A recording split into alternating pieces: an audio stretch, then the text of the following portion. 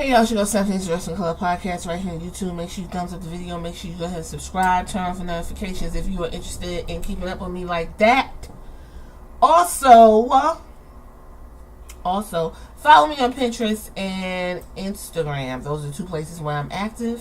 One for glossy pictures, the other for updates, talk shit to me, whatever, on Instagram. Checking out my latest videos and dive into all of my archival videos from the past on topics that I deemed, worthy of talking about. Oh, look at this. So I'm looking at my old one. 5 months ago, Vince retired, and then 5 days ago, he returned. Isn't that just absolutely horrific for everyone involved?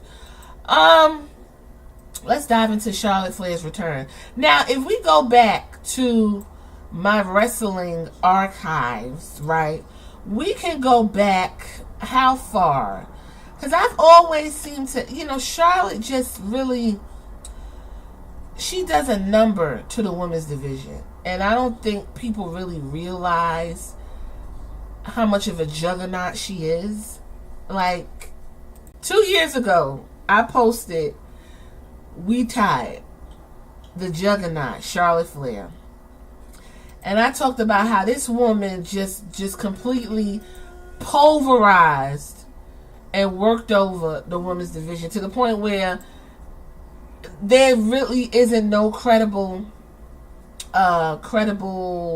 women's wrestler that we could suspend our reality and say can beat Charlotte. Now, if I had to choose, I would put Naomi back in the ring with Charlotte and let Naomi get her comeuppance and the respect she deserves and take that belt off of Charlotte's ass at WrestleMania. But we know that's not going to happen with Vince McMahon. Vince McMahon coming back. We already know he going to work the fuck out of Naomi. If he does in fact take over, he going to work Naomi over, okay? She going to job until she get pregnant and go have some kids or something. 3 years ago, I posted Charlotte is destroying the women's division. And I went on to explain she had fucked up Asuka. They couldn't let Asuka be undefeated coming out of NXT. Then she stripped fucking Ember Moon. It's just like she leaves everyone in a shambles. She doesn't really make them better in the ring. It's a lot that goes on with Charlotte that's questionable and ridiculous. And then for her to come back the other day and basically just take a championship that she done nothing for. She didn't do anything to deserve the chance. She took a break, got married, got fucked a little bit, whatever. Drank a lot of tequila, had some tacos with her husband, probably went to watch him wrestle or non-wrestle, and she returned because it was easy. You know why it was easy? Because we were tired of fucking Ronda Rousey. We were tired of Ronda Rousey, and it was super easy for us to welcome Charlotte Flair with open arms because we couldn't handle Ronda no more. That's what it is. Because I'm not gonna lie, when she came back, she looked good. Don't get me wrong. She looked well rested. Looked like she got a fresh coat of paint.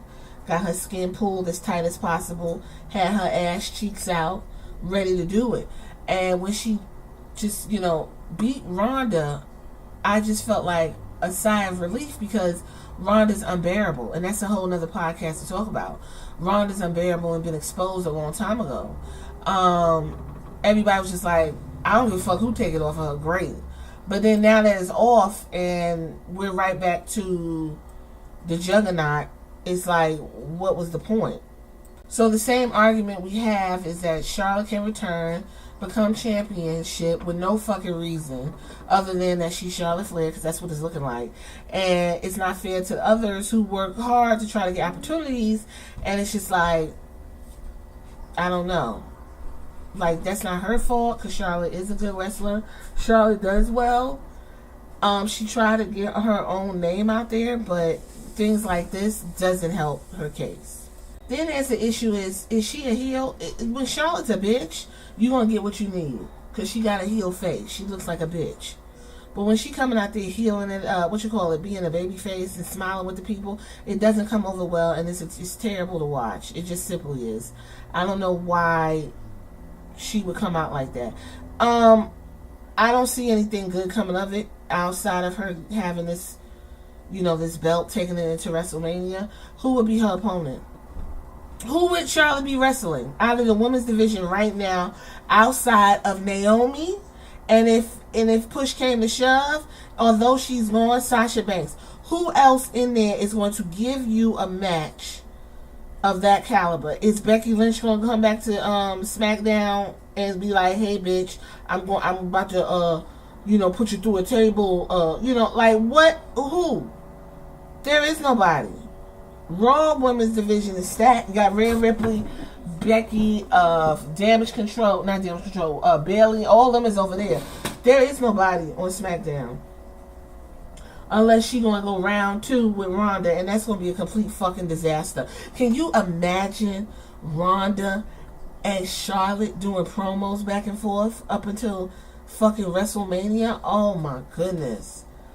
Oh, with Charlotte and her robotic sarcasm, and fucking Ronda and her complete devoid of personality and her speech impediment. That's just gonna be absolutely ridiculous. That's just gonna be absolutely ridiculous. I don't even know what's going on. I don't even know. So, why Charlotte came back in this fashion? Well, word on the street is that wasn't even the plan. So, according to this website called Wrestling, because I was just like floating around. So, this is what they say. I don't know if it's true or not. Whatever. It appears that it wasn't the plan, and creative have been working on ideas for Flair's return. According to y'all favorite Brian Alvarez and Meltzer over on Wrestling Observer, because that's all y'all seem to be quoting around, for the last 10 years. Flair's comeback was originally penciled in to take place sometime over the summer, a long way from what just happened. Flair had been out of action for 7 months, and they said it was a fractured radius because she went out after she got beat up that time. She got married. I told you, got married, got freshly fucked, and all kinds of stuff was going on. But again, this is what Dave Meltzer said. Something different was supposed to happen. Meanwhile, he don't tell you what that different was. I don't know why y'all quote Dave Meltzer. He don't even tell you nothing. Something was supposed to happen differently. Duh. The fuck? So we're wrapping this up. Let's see what Booker T got to say. I don't know why I want to know what Booker T got to say, because Booker T got something to say on everything, and I usually don't agree with him about 98% of the time. So Booker T, he said, "I'm liking it. I'm glad Charlotte's back. She was definitely needed back just from a star power perspective. People can say what they want to say, okay, but Charlotte is definitely top billing. She's the goods. She is the shucky ducky, quack, okay? She's the best in the business right now, today, bar none. Seriously, bar none. You hear me? That's where I'm at with Charlotte, according to Booker T.